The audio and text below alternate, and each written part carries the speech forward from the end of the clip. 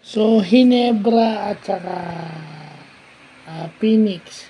So, first half pa lang nung game, bakit dapat Phoenix ang lamang? Dahil marami silang points in the paint.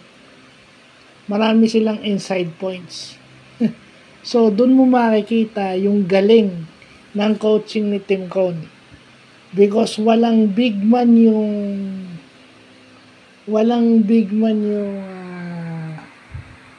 yung Phoenix. So defensively, you could stretch the defense out.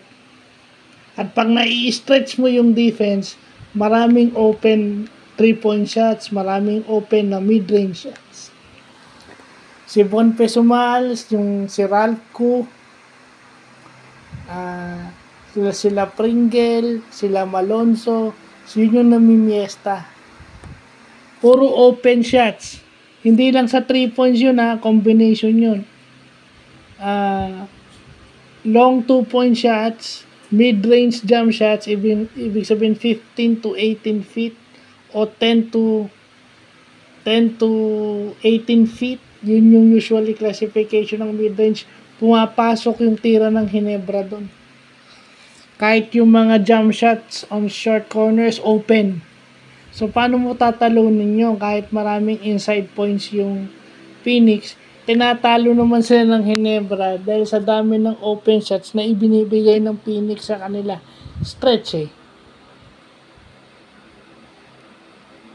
Kasi wala silang sentro.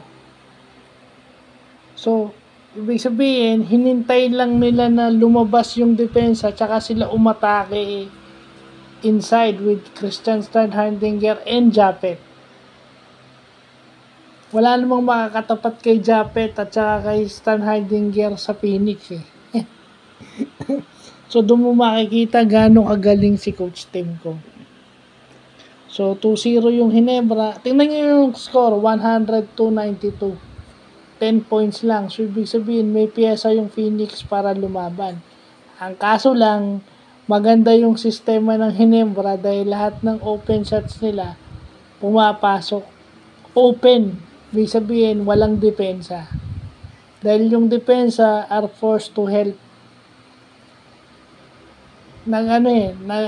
Umiikot yung depensa nila na may naiiwang open. Ganun lang yung nangyari. At pag naiiwang open, pumapasok na. So, yun lang po.